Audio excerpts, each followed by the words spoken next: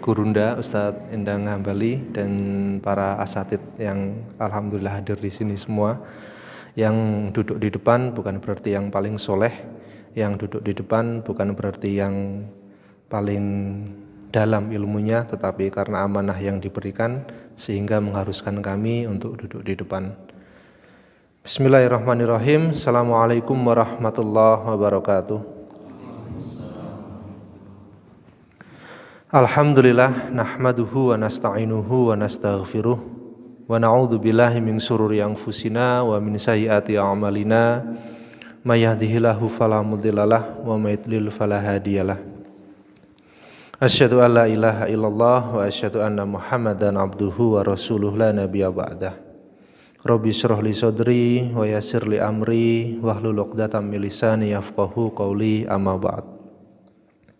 Jamaah kajian subuh yang dirahmati Allah, tentunya di pagi hari yang indah ini, di pagi hari yang insya Allah penuh dengan keberkahan ini, tentunya kita memanjatkan puji syukur kita kehadirat Allah Subhanahu wa Ta'ala yang telah melimpahkan begitu banyak kenikmatan kepada kita semua, sehingga di pagi hari ini selepas melaksanakan sholat subuh berjamaah, ternyata Allah masih meringankan langkah kaki kita, Allah masih lembutkan hati kita, sehingga diberikan kemudahan kepada kita untuk duduk bersama di dalam majelis ilmu ini. Karena tidaklah kemudian Allah memberikan kemudahan kepada kita kecuali pasti ada hikmahnya. Dan ketika Allah mengharapkan kebaikan atas seorang hamba, kebaikan atas diri seseorang, Allah tidak memberikan materi, Allah tidak memberikan harta, Allah tidak membukakan pintu rezeki yang tadinya 8 menjadi 10, tetapi ketika Allah menghendaki kebaikan itu datang di dalam kehidupan seseorang, maka satu pasti yang akan diberikan oleh Allah, yufaqihu fiddin. Allah akan memberikan pemahaman-pemahaman terhadap perkara-perkara agama. Allah akan mudahkan langkah kakinya untuk hadir ke dalam majelis ilmu. Allah akan lembutkan hatinya untuk mudah di dalam menerima ilmu-ilmunya Allah. Maka hari ini sepatutnya kita bersyukur kepada Allah karena segala sesuatu yang ternyata menyampaikan kita dari rumah sampai dengan hari ini kita duduk di sini semua, jika bukan karena kebaikan Allah, jika bukan karena sifat Rahman dan Rahimnya Allah, tentulah kita tidak akan bisa mampu duduk bersama, sama-sama mengkaji, sharing ma qala Allah wa ma qala Rasul.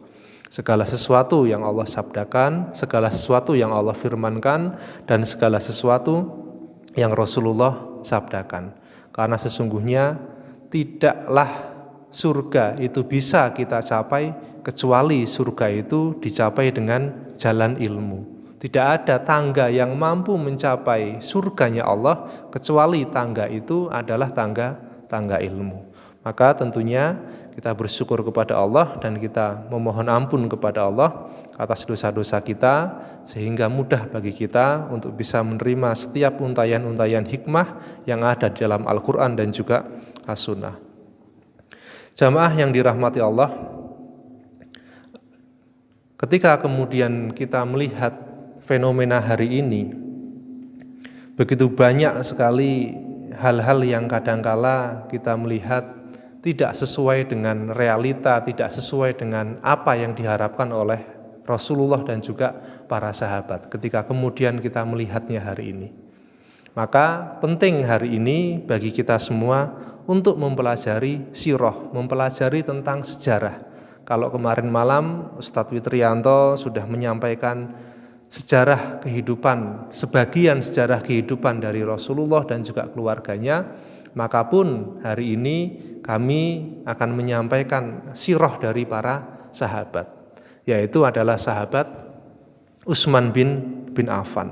Maka kemudian kenapa kita harus belajar mengenai sirah? Kenapa kita harus mengetahui tentang sirah? Karena sesungguhnya dari sirah itulah kemudian yang membuat kita termotivasi untuk melakukan ibadah-ibadah.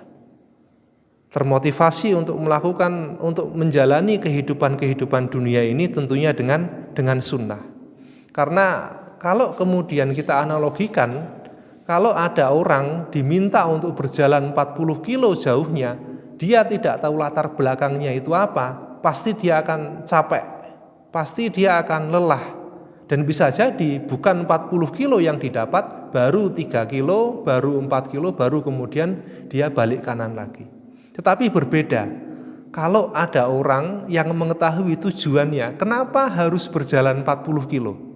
Kalau orang yang sudah tahu tujuannya itu apa, maka insya Allah kakinya akan menjadi lebih kuat, hatinya akan tetap teguh untuk menjalani setiap perjalanan sampai dengan 40 kilo jauhnya. Itulah salah satu hikmah kenapa kemudian kita harus belajar masalah sirah. Betapa pentingnya. Sampai-sampai ulama tarjih itu menyampaikan, sampai ulama tarikh itu menyampaikan salah satu hikmah yang lainnya adalah karena sesungguhnya kita hari ini itu memerlukan sebuah nutrisi di dalam perjalanan kehidupan kita. Dan salah satu nutrisi di dalam kemudian kita kuat untuk menjalani kehidupan dunia ini, kehidupan ibadah ini, itu salah satu nutrisinya adalah sirah. Yang akan menguatkan kaki-kaki kita, yang akan menguatkan kuda-kuda kaki kita, yang akan kemudian meringankan langkah kaki kita, menguatkan mental dan juga fisik kita. Itulah nutrisi-nutrisi yang kemudian dikatakan oleh para ulama tarikh didapat dari sirah ketika kemudian kita mempelajari, kita mendalami perjalanan para sahabat yang mereka begitu teguhnya, yang mereka kemudian begitu istiqomahnya di dalam menjalani kehidupan sunnah bersama Rasulullah Shallallahu Alaihi Wasallam. Dan mengambil contoh dari mereka itu lebih selamat daripada mengambil contoh dari orang-orang yang bisa jadi belum tentu selamat di dalam kehidupan dunianya sampai dengan akhir hayatnya. Kalau para sahabat itu kan sudah genah, radhiyallahu anhum wa radu anhu. Mereka itu diridhoi oleh Allah dan mereka diridhoi oleh Allah dan mereka ridho kepada Allah. Jauh lebih selamat kita mengambil ibrah perjalanan dari para sahabat daripada kemudian kita mempelajari atau kita mengambil dari orang-orang yang kadangkala belum tentu di akhir hayatnya itu selamat. Itulah dua hal kenapa kemudian penting bagi kita untuk mempelajari sirah. Dan yang ketiga adalah mencintai Rasulullah itu tidak akan pernah sempurna ketika kita tidak mencintai orang-orang yang dicintai oleh Rasulullah. Maka kalau kemudian kita menetapkan cinta kita itu kepada Rasulullah, cinta kita kepada Rasul itu tidak akan pernah sempurna sampai kemudian kita mencintai orang-orang yang dicintai oleh Rasulullah. Mencintai ma yuhibbuhu Rasul, mencintai orang-orang yang betul-betul dicintai oleh Rasulullah. Tidak hanya kemudian keluarganya, tetapi juga para sahabatnya yang kemudian dicintai oleh Rasulullah. Itulah pentingnya kenapa kemudian kita harus mempelajari sirah, terutama adalah sirah para sahabat. Karena cintanya orang-orang yang menyatakan dirinya itu mencintai Rasulullah itu akan terseleksi dengan kemudian cinta atau tidaknya dia dengan para sahabat. Kalaulah kemudian hari ini kita mendapati anak-anak kita yang hari ini banyak sekali kehilangan sosok yang akhirnya mengakibatkan psikologi anak-anak kita hari ini kalau kita melihat itu kan mundur, berbeda dengan umur aslinya. Kalau misalkan kita mendapati anak-anak kita hari ini umur 15 tahun, maka psikologinya itu mundur 10 tahun ke bawah. Tetapi berbeda dengan orang-orang yang kemudian mereka itu mengambil contoh dari para sahabat dan juga Rasulullah. Orang-orang di zaman Rasulullah, anak-anak di zaman Rasul dulu itu psikologinya maju. meskipun fisiknya itu umur 10 tahun, tapi psikologi dan juga kematangan mentalnya itu sampai dengan 20 tahun, sampai dengan 25 tahun. Makanya kemudian anak-anak di zaman Rasulullah dulu ketika mereka diberikan amanah di dalam kehidupan pribadinya, mereka akan bisa menerima amanah itu. Dan juga mereka siap untuk menerima amanah-amanah keumatan yang diberikan oleh Rasulullah Shallallahu Alaihi Wasallam. Makanya itulah pentingnya bagi kita hari ini, kenapa kita harus mempelajari tentang sirah. Mencintai Rasulullah berarti juga mencintai para sahabat. Makanya kemudian kalau kita mendapati ada orang yang berkoar-koar sampai berdiri di atas mimbar, mereka menyatakan dirinya cinta kepada Rasulullah, cinta kepada keluarganya, tetapi beriringan dengan dia menyatakan cintanya kepada Rasulullah dan juga keluarganya, tetapi dia juga mencela, mencemooh, bahkan memfitnah para sahabat yang jelas-jelas dicintai oleh Rasulullah, maka tinggalkan. Itu patut dipertanyakan cintanya kepada Rasulullah. Karena sesungguhnya sahabatlah yang mampu menerjemahkan setiap perkara-perkara yang disampaikan oleh Rasulullah. Dan mereka berguru langsung kepada Rasulullah. Kalaulah kemudian para sahabat salah, maka yang akan menegurnya langsung adalah Rasulullah. Maka pentinglah bagi kita hari ini, kita berkebutuhan khusus, kita berkebutuhan primer terhadap sirah dari para sahabat. Praktek mereka di dalam kehidupan itu mencerminkan kedalaman ilmu yang mereka fahami dari apa yang disampaikan oleh Rasulullah Shallallahu Alaihi Wasallam. Maka sesungguhnya orang yang belajar tentang sirah, orang yang mendalami tentang sirah, berarti dia sedang memperbaiki referensi-referensi yang terputus dari apa yang disampaikan oleh Rasulullah. Ilmu yang didapatkan itu pun juga murni langsung dari binaan Rasulullah. Guru mereka juga adalah Rasulullah Shallallahu Alaihi Wasallam. Inilah suatu kaum yang ditinggikan oleh Allah, yang mendapatkan legitimasi cinta dari Allah dan juga menempati posisi yang besar di dalam hati Rasulullah Shallallahu Alaihi Wasallam. Dan merekalah penduduk langit yang kemudian hidup membumi, yang mendapatkan keridhaan dari Allah Subhanahu wa Ta'ala. Sahabat semua yang dirahmati Allah, ketika kemudian kita berbicara mengenai sahabat Utsman bin Affan, tentunya tidak akan bisa terlepas dari sebuah momentum sejarah ketika Utsman bin Affan diperintahkan oleh Rasulullah untuk melakukan hijrah yang pertama kali, yaitu adalah hijrah ke Habasyah. Kalau Habasyah itu hari ini mungkin Ethiopia ya, Ustadz. Habasyah itu Ethiopia hari ini. Maka menarik kalau kemudian kita mengulik sedikit, kenapa ketika itu Rasulullah memerintahkan para sahabat yang kemudian dikomandoi oleh sahabat Utsman bin Affan untuk kemudian melakukan hijrah yang pertama ke bumi Habasyah. Kok bukan ke tempat lain? Kenapa kok harus Habasyah yang begitu jauhnya? Bahkan kemudian dalam perjalanannya tidak bisa dilakukan dengan perjalanan darat, tetapi harus dengan menggunakan perahu. Maka dikatakan oleh para ulama tarikh, kenapa kemudian Rasulullah itu memerintahkan sahabat Utsman bin Affan dan juga beberapa kaum muslimin yang lainnya itu untuk melakukan hijrah ke Habasyah. Karena sesungguhnya yang pertama, di negeri Habasyah itu terdapat seorang raja yang adil. Seorang raja yang adil yang kemudian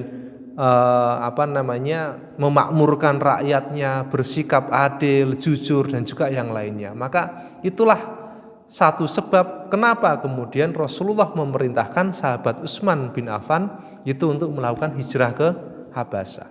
Kemudian yang kedua, para penduduk Habasyah termasuk penguasa-penguasa mereka memiliki kedekatan historis kepada orang-orang Mekah. Ketika kemudian mereka mendapati di zaman sebelumnya itu ada seorang gubernur yang bernama Abrahah yang hendak menghancurkan Ka'bah. Yang hendak menghancurkan Ka'bah dengan membawa pasukan-pasukan yang begitu besarnya, sampailah kemudian di Mekah, di depan Ka'bah, kemudian dihancurkan oleh Allah melalui dengan perantara burung ababil. Dan itulah yang menjadikan mereka itu tercengang. Orang-orang Habasyah, para penduduk Habasyah itu tercengang. Mereka di dalam benak mereka dan di dalam perspektif mereka akan berpikiran, inilah wilayah, inilah bumi yang dilindungi oleh Robnya. Sampai-sampai gubernur Abrahah ketika itu hendak menghancurkan Ka'bah karena didapati Ka'bah itu begitu ramainya dengan orang-orang yang berziarah, dengan orang-orang yang beribadah, kemudian menjadikan Abrahah itu membuat gereja-gereja yang indah, gereja-gereja yang tinggi, bahkan dikatakan oleh para ulama tarikh, sampai-sampai orang kalau melihat gereja yang dibangun oleh Abrahah itu sampai dengak, kolan suahnya itu sampai jatuh, sampai pecinya itu sampai jatuh, penutup kepalanya itu sampai jatuh. Karena saking tingginya gereja yang dibangun oleh Abrahah untuk menyaingi Ka'bah. Supaya para orang-orang yang ziarah, orang-orang yang wisata spiritual itu sudah tidak ke Ka'bah lagi, tapi ke tempat Abrahah. Ketika Abrahah membangun gereja yang begitu tinggi. Tetapi yang terjadi adalah orang-orang tetap melakukan perjalanan ke Mekah, tetap kemudian mereka beribadah di Ka'bah. Itulah yang membuat jengkel Abrahah, yang sampai akhirnya Abrahah itu mengutus pasukan yang begitu besar yang kita kenal dengan pasukan gajah. Kemudian Allah hancurkan pasukan itu berkeping-keping dengan Allah memerintahkan burung ababil. Itu yang kedua. Jadi orang-orang Habasyah itu kalau sama orang-orang Mekah hormatnya bukan main. Oh, itu orang Mekah. Itulah negeri yang dilindungi oleh Rabb-nya. Dan yang ketiga adalah kenapa Rasulullah Shallallahu Alaihi Wasallam memerintahkan sahabat Utsman bin Affan itu untuk melakukan hijrah yang pertama dan yang kedua ke Habasyah. Karena sesungguhnya orang-orang kafir Quraisy ketika itu karena geografi mereka itu adalah di padang pasir, kalau mendapati ada orang Islam terutama seorang muslim yang pergi keluar dari kota Mekah itu akan mereka cari. Dan mereka tahu, ahli betul untuk kemudian meneliti jejaknya itu kemana. Dan selalu tertangkap. Ketika sudah tertangkap dikembalikan lagi ke kota Mekah. Tetapi berbeda ketika kemudian hijrahnya itu adalah ke Habasyah. Karena Habasyah itu tidak bisa dilalui dengan jalan darat, tetapi dilalui dengan perahu ketika harus menyeberang lautan. Dan orang-orang Quraisy ketika itu mereka tidak begitu memahami mengenai medan-medan yang berkaitan dengan air. Makanya kemudian itulah yang menjadikan tiga alasan yang menjadikan Rasulullah Shallallahu Alaihi Wasallam memerintahkan sahabat Utsman bin Affan untuk kemudian melakukan hijrah ke Habasyah. Makanya kemudian kalau kita bandingkan saja pengorbanan atau hikmahnya sahabat Utsman bin Affan hijrah ke Habasyah dengan kita hari ini, dibandingkan dengan hijrahnya saja, itu kita sudah tidak ada apa-apanya. Tidak bisa dibandingkan. Bagaimana kemudian sahabat Utsman meninggalkan keluarganya, sahabat Utsman meninggalkan hartanya, meninggalkan kedudukannya yang begitu tinggi di kalangan orang-orang Mekah ketika itu meninggalkan semua itu. Kalau kemudian kita bandingkan saja dengan satu hijrahnya Utsman bin Affan ke Habasyah dengan kita hari ini, loh, kita nggak ada apa-apanya. Kok kemudian kita mendapati ada orang yang berkoar-koar mencela sahabat Utsman bin Affan, menghina sahabat Utsman bin Affan, sampai kemudian mengkafirkan sahabat Utsman bin Affan. Terutama kita mendapati orang-orang itu adalah dari kalangan Syiah Rafidhah. Maka kalau kita mendapati yang seperti itu, tinggalkan. Karena sahabat Utsman itu memiliki posisi yang besar di hati Rasulullah. Nggak main-main. Kalau kemudian kita analogikan hari ini, kita sebagai seorang suami, kita memiliki istri, kemudian istri kita dihina oleh orang lain, dicela oleh orang lain, difitnah oleh orang lain. Bukankah kemudian hati kita akan merasakan sakit?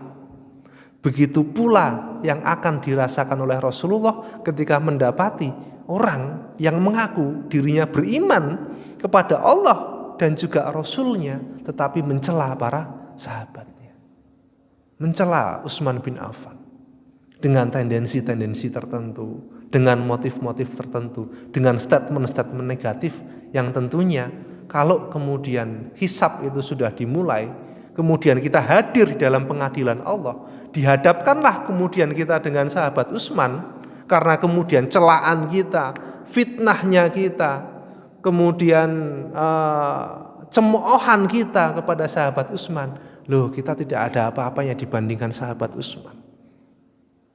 Kalau kemudian kita mencela atau mencemooh orang-orang yang segolongan dengan kita, yang sestrata dengan kita, itu masih mendingan lah. Meskipun itu juga menjadi hisab yang berat di hadapan pengadilan Allah. Loh kok ini mencela sahabat yang dicintai oleh Allah, yang dicintai oleh Rasulullah, mendapatkan legitimasi langsung dari Allah. Lalu bisa apa kita? Ketika kemudian nanti kita dihadapkan di dalam pengadilan Allah, dihadirkan itu sahabat Utsman di depan kita. Mau apa kita? Kalau kita bayangkan itu terlalu berat. Head to headnya itu nggak sebanding. Terlalu berat kemudian ketika kita harus head to head dengan sahabat Utsman. Wong dari hikmah hijrahnya saja, loh kita sudah tidak sebanding kok. Apalagi kemudian dengan ibadah dan juga pengorbanan lainnya dari sahabat Utsman bin Affan. Meskipun kita mendapati di dalam fitnah-fitnah yang kemudian ditujukan oleh sahabat Utsman, baik itu ketika terjadinya perjanjian Hudaybiyah atau di dalam perang Uhud dan juga di dalam perang Tabuk, itu kan sangat menggelora sekali. Itulah fitnah-fitnah yang kemudian dibuat oleh orang-orang munafik untuk kemudian menjatuhkan kredibilitas dari sahabat Utsman bin Affan. Padahal kalau kita mendapati di dalam sirah, satu-satunya manusia, satu-satunya sahabat yang berhasil menikahi dua putrinya Rasulullah, itu adalah sahabat Utsman bin Affan. Bahkan sampai-sampai Rasulullah itu berkata, kalaulah kemudian Rasulullah itu mempunyai seorang putri lagi, itu pasti akan dinikahkan kepada sahabat Utsman bin Affan. Karena ketika itu Fatimah sudah menikah dengan Ali bin Abi Thalib. Ketika kemudian Rasulullah itu menikahkan Ummu Kulsum setelah meninggalnya Ruqayyah kepada sahabat Utsman bin Affan. Dari situ saja kita mendapati Rasulullah itu di dalam memilihkan suami untuk putri-putrinya, loh itu pasti dengan cara wahyu. Tidak mungkin Rasulullah itu memilihkan suami bagi putri-putrinya itu berdasarkan ego, berdasarkan harta, berdasarkan jabatan, berdasarkan kedudukan, sebagaimana yang banyak kita dapati hari ini. Tetapi Rasulullah kalau memilihkan suami untuk putrinya, itu betul-betul berdasarkan pemilihan yang selektif, yang tentunya itu pun sudah berdasarkan ilmu yang kemudian ilmu yang kemudian diturunkan oleh Allah kepada Rasulullah. Makanya kemudian kita mendapati banyak sekali salah satu syair di dalam bahasa Arab, ikhtiyarur rajul dalilu unwani aklih. Pilihan seseorang itu akan membuktikan seberapa dalam ketika dia berpikir, seberapa dalam akalnya. Itulah pilihan seseorang. Ikhtiyaru rajul dalilu unwani aklih. Pilihan seseorang itu akan membuktikan seberapa dalam akalnya. Maka Rasulullah ketika memilihkan putri-putrinya, dua putrinya, baik itu Ruqayyah ataupun Ummu Kulthum, untuk kemudian dinikahkan dengan sahabat Utsman, tentu itu adalah pilihan-pilihan yang terbaik. Tidak mungkinlah kemudian Rasulullah memilihkan suami bagi putri-putrinya itu pilihannya itu pilihan yang standar-standar saja. Pasti akan dipilihkan yang terbaik. Sampai-sampai dalam sirah dikatakan Ummu Kulsum itu sebelum dinikahkan kepada Utsman diberitahu, dinasihati oleh Rasulullah. Besok kalau kamu sudah menikah dengan Utsman bin Affan, yang baik dengan suamimu. Sampai-sampai seperti itu. Dari situ saja kemudian sudah membuktikan bagi kita betapa besar sahabat Utsman. Maka barang siapa yang senantiasa menuduh, menghujat sahabat Utsman, kita berharap mereka kembali ke jalan-jalan yang benar. Karena head to head-nya itu terlalu berat ketika kemudian kita dibandingkan dengan sahabat Utsman. Dan juga tidak akan beruntunglah orang-orang yang kemudian menodai kehormatan kaum yang telah dicintai oleh Allah dan juga Rasul-Nya. Sahabat yang dirahmati Allah, sahabat Utsman adalah sahabat termasuk sahabat yang sering sekali mengikuti peperangan untuk membela kalimat Allah. Tetapi memang ada beberapa peperangan yang tidak diikuti oleh sahabat Utsman. Salah satunya adalah perang Badar. Kenapa kemudian sahabat Utsman tidak mengikuti perang Badar? Padahal perang Badar itu adalah perang yang sangat penting bagi kaum muslimin ketika itu. Karena ketika itu Utsman bin Affan mendapati istrinya Ruqayyah, putri Rasulullah itu sedang sakit berat. Maka tidak tega bagi Utsman bin Affan untuk meninggalkan putri Rasulullah. Dan itu sudah sepengetahuan Rasulullah. Bahkan ketika perang Badar itu selesai, jarak kemudian Ruqayyah itu meninggal dunia, untuk menghibur hati Utsman bin Affan, Rasulullah itu tetap memberikan ghanimah kepada Utsman bin Affan meskipun tidak mengikuti perang Badar ketika itu. Itu untuk menunjukkan seakan-akan Rasulullah itu berkata, sahabat Utsman, engkau tidak mengikuti perang itu enggak apa-apa. Dan bahkan peranmu itu sudah sangat luar biasa, sudah sangat besar sekali. Seakan-akan Rasulullah berkata seperti itu. Tidak ikut perang, tapi mendapatkan ghanimah sebagai penghibur bagi sahabat Utsman bin Affan, dan juga sebagai gambaran bagi orang-orang yang melihatnya, posisi Utsman bin Affan meskipun tidak ikut perang, tetapi dianggap ikut perang. Itu kan posisi yang luar biasa, menempati tempat yang luar biasa di hati Rasulullah. Itulah ketika kemudian kita berbicara mengenai sahabat Utsman. Dan bahkan di dalam perang Tabuk itu perang yang terjadi di tahun 9 Hijriah. Itu adalah perang terakhirnya Rasulullah. Sebelum kemudian jarak 5 bulan setelah perang Tabuk Rasulullah meninggal dunia.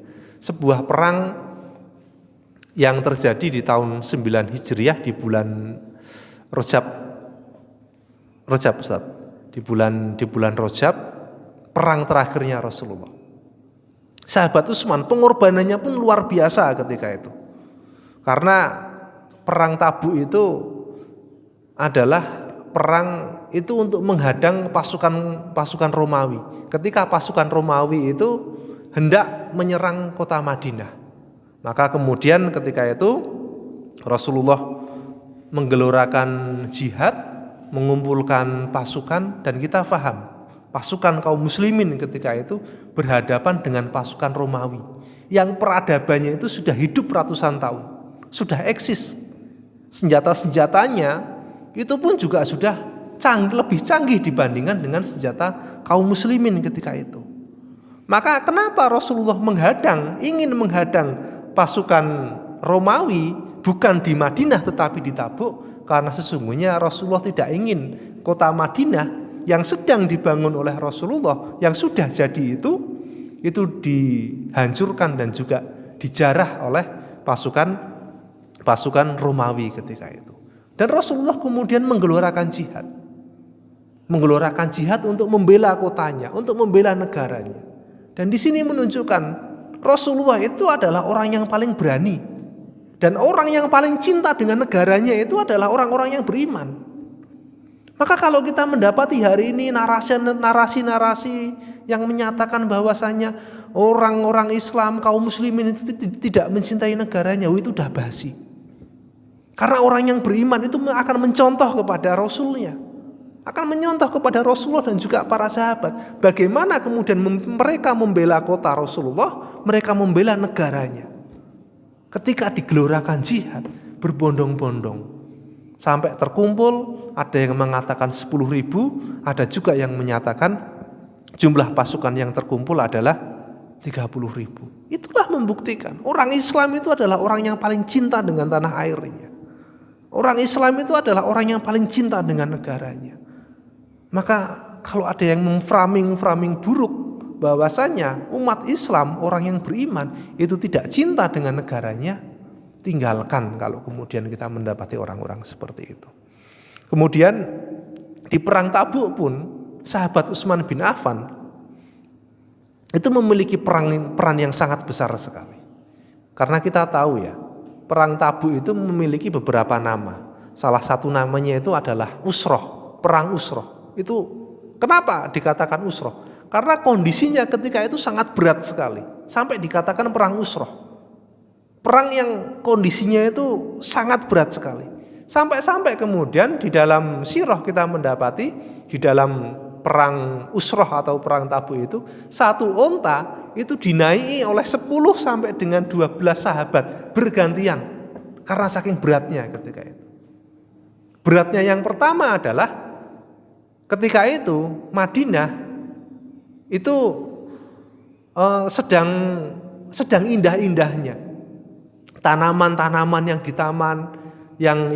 taman, yang ditanam oleh para sahabat, oleh kaum muslimin ketika itu sedang panen-panennya.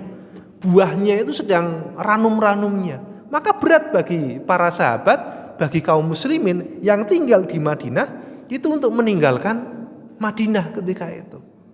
Dan ketika itu bulan-bulan Rajab itu adalah adalah masa panas yang begitu terik, yang menjadikan kultur masyarakat mereka ketika kemudian mereka mendapati musim panas itu mereka berkumpul dengan keluarga. Maka perang Tabuk itu menjadi perang yang berat bagi kaum muslimin ketika itu. Makanya sampai dikatakan bahkan perang Tabuk selain memiliki nama Usroh, perang Tabuk itu juga dikatakan perang Fadhihah. Fadhihah itu apa? Penampaan. Perang penampaan untuk menampakkan antara orang-orang yang beriman, murni imannya, dan juga orang-orang munafik. Itu akan terlihat jelas di dalam perang Tabuk. Makanya kemudian dikatakan fadhihah, penampaan, menampakkan orang-orang munafik dan juga menampakkan orang-orang yang beriman.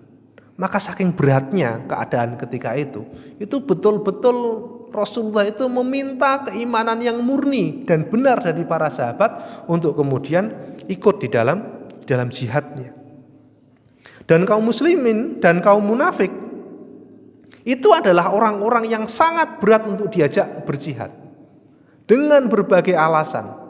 Bahkan mereka banyak sekali gembosi para sahabat yang ketika itu kemudian hendak berjihad.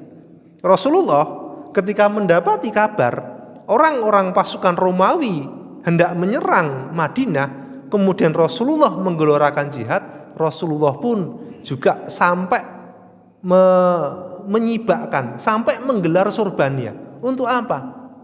Untuk supaya para sahabat dan juga kaum muslimin itu nyumbang, berinfak dengan harta mereka. Karena kita tahu jarak antara Madinah dengan Tabuk itu jauh sekali. Antara 700 sampai dengan 800 km jauhnya. Kalau kita dengan menggunakan kendaraan mungkin hanya 7 jam 8 jam sampai seperti sini Jakarta misalnya. Tetapi ketika itu dihadapi dengan jalan kaki, dilalui dengan jalan kaki, membawa ransum yang banyak, membawa pasukan yang banyak, membawa persenjataan lengkap, sampai dikatakan untuk PP saja pulang pergi dari Madinah ke Tabuk itu membutuhkan waktu 30 hari. Makanya dalam perang Tabuk itu yang terjadi adalah 50 hari. Yang 20 hari itu adalah kaum muslimin menunggu pasukan Romawi datang di Tabuk, yang 30 harinya itu adalah perjalanan PP. Saking beratnya perang Usra, meminta keimanan yang murni, tulus, dan jujur dari orang-orang yang beriman ketika itu. Dan akan nampak jelas akhirnya orang-orang munafik itu yang mana. Orang-orang munafik itu seperti apa. Itu akan nampak jelas. Dan orang-orang munafik ketika mendapati Rasulullah menggelorakan jihad dan juga sampai meminta para sahabat dan juga orang-orang yang beriman itu yang mau infak itu siapa, itu sampai digembosi. Yang digembosi bukan hanya orang yang berinfak sedikit, bukan hanya sahabat yang tidak berinfak, dan bukan hanya orang-orang atau sahabat yang berinfak dengan harta yang melimpah, dengan harta yang banyak. Semuanya. Kalau dengan orang-orang yang tidak berinfak, maka orang-orang munafik itu akan ngembosi. Loh, kamu itu gimana sih? Wong Rasulullah itu menggelorakan jihad. Sampai Rasulullah itu menghamparkan surbannya. Mosok kamu gak bisa nyumbang sedikit pun. Itu kepada orang-orang yang tidak bisa berinfak ketika itu. Orang-orang munafik berkata seperti itu. Sedangkan ketika mendapati ada para sahabat, orang-orang yang beriman itu berinfak dengan hartanya, sampai dengan harta yang banyak sekali yang kemudian diinfakkan untuk memfasilitasi perang Tabuk ini, orang-orang munafik akan berkata, loh, orang-orang semacam itu riya. Orang-orang semacam itu adalah orang yang sombong. Itulah kerjaannya orang munafik. Orang munafik kerjaannya seperti itu. Kepada orang yang tidak mampu berinfak, dia akan gembosi, akan mencelanya. Kepada orang-orang yang mampu berinfak dengan sebagian harta atau bahkan seluruh hartanya, itu pun akan dicela, akan digembosi dengan statement-statement negatif, dengan narasi-narasi yang buruk, yang sampai pada akhirnya itu betul-betul mengganggu jalannya perang Tabuk itu, atau perang Usrah, atau perang Fadhihah. Dan orang-orang munafik tidak memiliki sikap yang optimis terhadap kaum muslimin ketika itu. Mereka itu akan beranggapan, mesti kalah lah. Kaum muslimin itu mesti kalah. Wong ngelawan pasukan Romawi kok. Yang peradabannya itu sudah eksis lama, peralatannya itu canggih. Ya kalau sekarang kita dapati contoh negaranya mungkin negara-negara seperti negara-negara yang maju lah, seperti Amerika, Cina, Rusia, itu kan peralatannya itu canggih. Dibandingkan dengan Indonesia, bagi orang munafik kalah mestilah. Ora ono apa-apane. Wis mending ra usah perang, mulih ning omah ngeloni anak bojo rampung. Itu orang-orang munafik. Karena kerjaan mereka itu seperti itu. Bahkan dikatakan di dalam surat Al-Munafikun diabadikan oleh Allah, wa idza ra'aitum tu'jibuka ajsamuhum. Kalau kamu melihat mereka, kamu itu akan melihat mereka itu orang-orang yang enak dipandang. Orang-orang yang wangi, orang-orang yang parlente, kece, itu orang-orang munafik ketika itu. Makanya kemudian Allah sampai menyampaikan, wa idza ra'aitum, kalau kamu melihat mereka, tu'jibuka, kamu itu akan kagum, akan merasa, keren ya, akan merasa takjub, ajsamuhum, dengan keadaan fisik mereka. Artinya mereka adalah orang-orang yang tampan, mereka adalah orang-orang yang berada, mereka adalah orang-orang yang parlente, orang-orang yang kece, yang enak dipandang. Bahkan bisa jadi mereka itu adalah orang-orang yang memiliki ketokohan di masyarakat ketika itu. Itu adalah orang-orang munafik di masa perang Tabuk. Wa ayyaqulu tasma' liqaumihim. Kalau kemudian mereka itu berkata, kalau kemudian mereka itu menyampaikan argumennya, kamu akan mendengarkan argumen mereka. Karena argumennya itu pasti masuk akal. Dibangun dengan narasi-narasi yang indah. Dibangun dengan logika-logika yang baik. Sampai kemudian ketika mereka berkata-kata, Allah menyampaikan Rasulullah itu akan mendengarkan mereka. Itu akan menyempatkan waktu untuk mendengarkan logika mereka, untuk mendengarkan narasi mereka. Itulah kecanggihan dari orang-orang munafik. Tetapi kemudian Allah menggambarkan ka'annahum khusubum musannadah. Tetapi seolah-olah mereka itu sebagaimana pohon yang tidak memiliki akar, pohon yang bersandar di tembok. Artinya mereka tidak memiliki akal, mereka tidak memiliki akar, tidak memiliki fondasi dalam berpikir. Meskipun narasinya itu indah, meskipun logika yang dibangun itu bagus, tetapi kedalaman logika itu tidak memiliki fondasi. Makanya kemudian sampai Allah menyampaikan ka'annahum khusubum musannadah. Yahsabuna kulla soyhatin alaihim. Kenapa mereka itu berbuat seperti itu? Karena seolah-olah semua suara itu tertuju kepada mereka. Ketika ada statement, ketika ada orang ketika ada orang berkata, apapun perkataannya itu seolah-olah ditujukan kepada mereka. Yang mengartikan bahwasanya orang-orang munafik itu orang-orang yang gampang kepanasan, salah satu contohnya. Jadi semua suara-suara itu seolah-olah ditujukan ke mereka.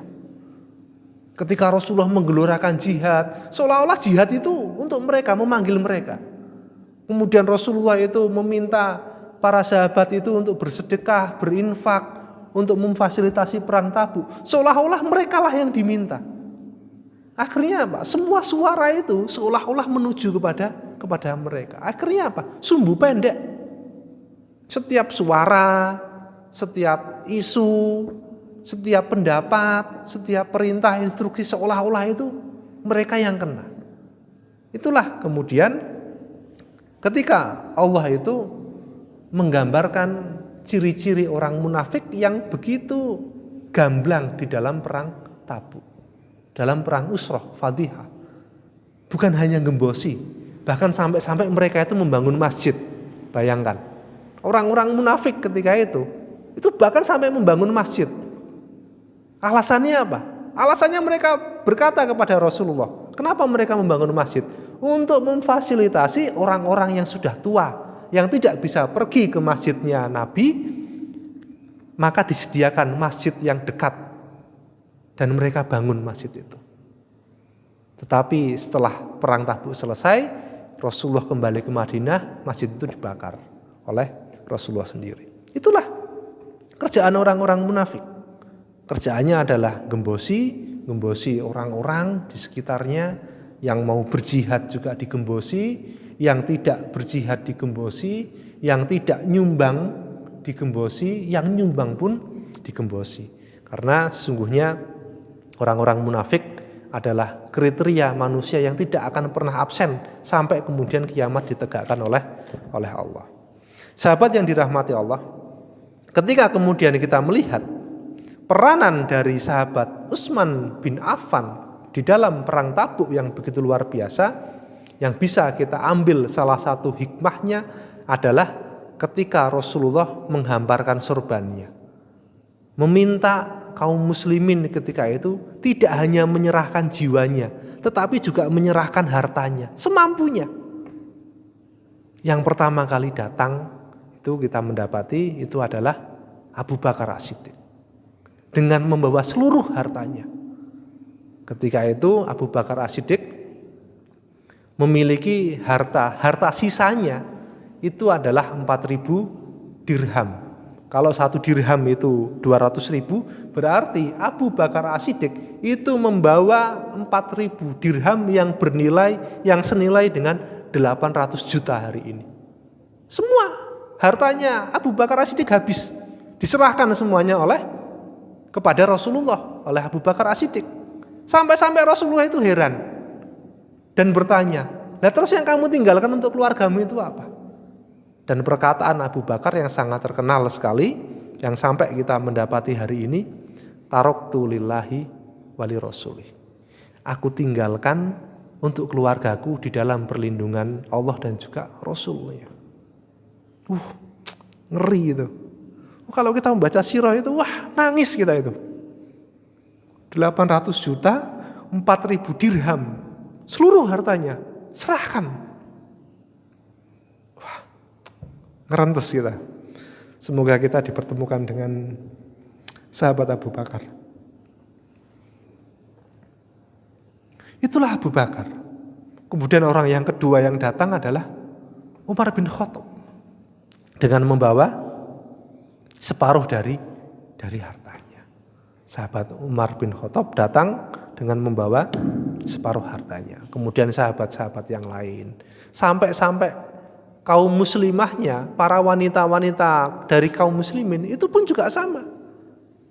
Ummu Sinan sampai berkata, aku melihat di depan rumah Aisyah radhiyallahu anha itu Rasulullah menyabikkan sorbannya untuk kemudian para wanita-wanita ketika itu menyerahkan perhiasan-perhiasannya. Itu sampai wanita-wanitanya seperti itu. Dan yang paling menarik selain Abu Bakar, Umar adalah Utsman bin Affan. Utsman bin Affan datang kepada Rasulullah untuk kemudian menyumbangkan hartanya itu sampai 10.000 dinar. 10.000 dinar, Kiai. 10.000 dinar. Kalau kemudian 1 dinar hari ini itu bernilai katakanlah 4,2 juta, berarti 42 miliar itu Utsman bin Affan sumbangkan kepada Rasulullah untuk memfasilitasi perang Tabuk ketika itu. Apakah cukup sampai di situ? Enggak. Ternyata selain kemudian sahabat Utsman menyerahkan 10.000 dinar yang kalau hari ini bernilai 42 miliar, selain itu sahabat Utsman juga menyerahkan 1.000 tunggangan. Di dalam sirah dikatakan 940 onta, ada yang mengatakan 900 onta, dan ada yang mengatakan sisanya 60 kuda perang, ada yang mengatakan 100 kuda perang. Kalau kita hitung secara material, dari 42 miliar saja nggak kebayang bagi kita. Sampai dikatakan Abdurrahman bin Auf itu sampai Utsman bin Affan itu membawa 700 gantang emas di hadapan Rasulullah. Sampai Rasulullah itu bingung, sampai Rasulullah itu terdiam.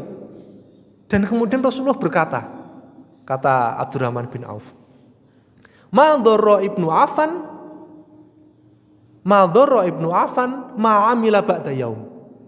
Setelah Abdurrahman bin Auf, Utsman bin Affan itu menyerahkan sedekahnya, hartanya itu untuk memfasilitasi perang kaum muslimin ketika itu, Rasulullah berkata, Ma dharra ibnu Affan. Tidak ada yang akan membahayakan Ibnu Affan, tidak ada yang akan membahayakan Utsman bin Affan. Ma'amila ba'da yaum. Apapun yang dia lakukan setelah hari ini. Jadi semua kesalahan-kesalahannya, dosa-dosanya setelah hari itu diampuni oleh Allah. Tidak ada yang membahayakan akhiratnya Utsman bin Affan. Setelah Utsman bin Affan itu menyedekahkan 10.000 dinar, 1.000 tunggangan, yang kalau kita hitung anggaplah 100 tunggangan kuda perang. Anggaplah satu kuda perang harganya 100 juta. Berarti berapa? 10 miliar.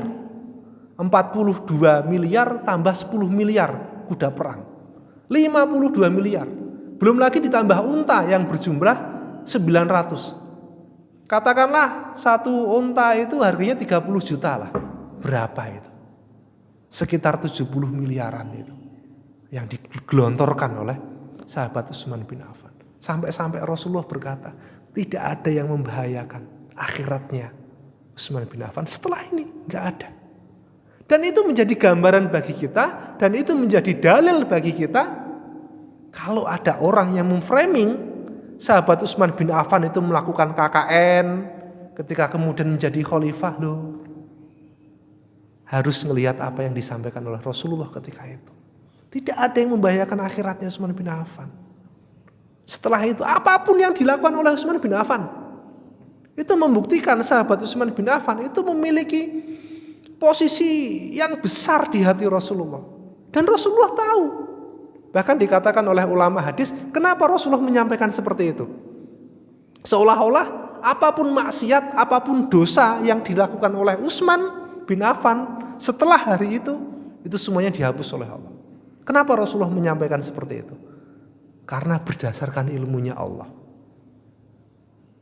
Ulama hadis itu mengatakan ketika Rasulullah itu terdiam melihat Utsman bin Affan membawa harta yang begitu banyak untuk diinfakkan kepada kaum muslimin ketika itu, Rasulullah itu dibukakan tabirnya bahwasanya Utsman bin Affan itu besok akan seperti ini, seperti ini, seperti ini. Dan menjadikan Rasulullah itu yakin, ahli surga. Makanya Rasulullah berkata, tidak ada yang akan membahayakan sampai dengan ajalnya itu tidak akan membahayakan. Bahkan di dalam sebuah hadis kita mendapati ketika di atas perang di atas bukit Uhud, di atas gunung Uhud, tiba-tiba ketika Rasulullah, Abu Bakar As-Siddiq, Utsman bin Affan dan juga Umar bin Khattab ada di atas gunung Uhud, gunung Uhud itu bergetar. Lalu Rasulullah berkata kepada gunung Uhud, diam kamu gunung Uhud, diam. Karena di atasmu ada seorang nabi, di atasmu ada orang yang siddiq, dan di atasmu ada 2 orang yang akan mati syahid. Yang siddiq itu berarti adalah Abu Bakar, yang akan mati syahid 2 orang itu adalah Umar bin Khattab dan juga Utsman bin Affan. Itulah sebuah tabir yang dibukakan oleh Allah menjadi pengetahuan bagi Rasulullah, sampai Rasulullah berkata, la madoro ibnu Affan ma'amila ba'da yaum. Tidak akan bahaya akhiratnya itu Utsman bin Affan. Itulah sebuah kisah dari sahabat Utsman bin Affan. Sampai kita juga mendapati apa yang dilakukan oleh sahabat Utsman bin Affan ini itu membuktikan sebuah kalimat yang disampaikan oleh para ulama. Ni'mal malu li rajulin sholih. Sebaik-baik harta itu adalah ketika dimiliki oleh orang yang soleh. Harta itu akan senang. Harta itu merasa bahagia ketika dimiliki oleh orang-orang soleh. Astaghfirullahaladzim, billahi fisabil haq. Kepada Allah kami memohon ampun, kepada antum semuanya, gurunda, asatid, kami memohon maaf, banyak sekali kekurangan dari kami. Astaghfirullahaladzim, nun wal qalami wa ma yasturun, billahi fisabilil haq, fastabiqul khairat. Wassalamualaikum warahmatullahi wabarakatuh.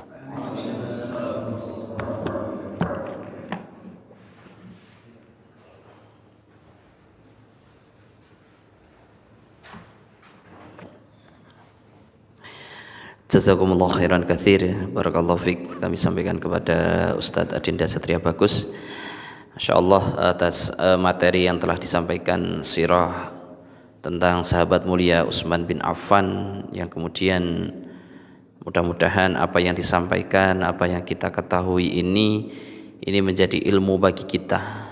Tetapi kita sebagai orang mukmin, orang muslim, ilmu itu tidak akan hanya berakhir menjadi ilmu, tapi harus berujung kepada amal soleh yang kemudian ilmu itu kita amalkan. Bagaimana perjuangan Utsman bin Affan mendermakan hartanya, mendermakan bahkan jiwanya, kemudian apa yang dikabarkan oleh Rasulullah itu betul, bahwa beliau adalah menjadi orang yang syahid, terbunuh oleh musuh-musuh kaum muslimin pada waktu itu. Jamaah sekalian yang dimuliakan Allah Subhanahu wa taala, kajian yang tadi adalah kajian yang terakhir di pamit kali ini. Setelah ini insya Allah kita istirahat sebentar menunggu sarapan datang, gitu. Kiranya demikian, Ustadz. Monggo Ustadz.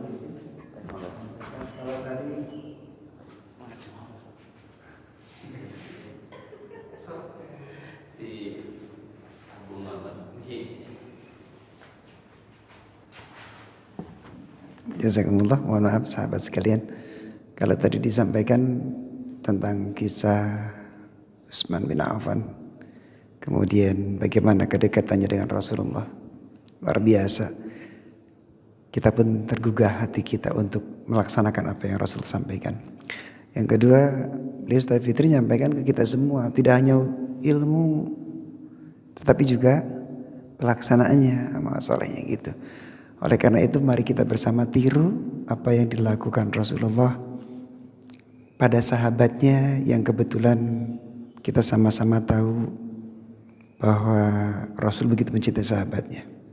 Andaikan kita sekarang mencintai sahabat-sahabat kita juga, mohon kalau ada yang punya teman kita yang belum punya pasangan, teman kita yang belum punya istri atau punya suami, tolong kita jangan diam aja kalau punya adik atau punya kakak gitu. Paling tidak kita amati, oh iya itu sahabat saya, ya Allah sahabat saya kok. Bagaimana Rasul cintanya kepada Utsman bin Affan? Bagaimana kita mencintai sahabat-sahabat kita, teman-teman kita? Paling tidak didaftarkan di acara apa itu namanya Pak? Rumah ta'aruf. Paling tidak seperti itu. Ini jihad gak main-main gitu. Oleh karenanya senang saya, mudah-mudahan nanti ada di antara kita yang punya tetangga ini kok baik sekali ya kayaknya nih, ini cocok gitu. Setidaknya mengamalkan apa yang disampaikan tadi oleh Ustadz kakak Adi. Ustadz Adinda, Ustadz Fitri menghimbau pada kita semua luar biasa. Pemuda jangan sampai ada yang nganggur. Pemuda jangan sampai ada yang jomblo, nggak ada ya. Karena Pak paling tidak tambah pahala gitu ya. Mudah masuk surga. Jazakumullah. Itu aja saya, jazakumullah. Assalamualaikum warahmatullahi wabarakatuh.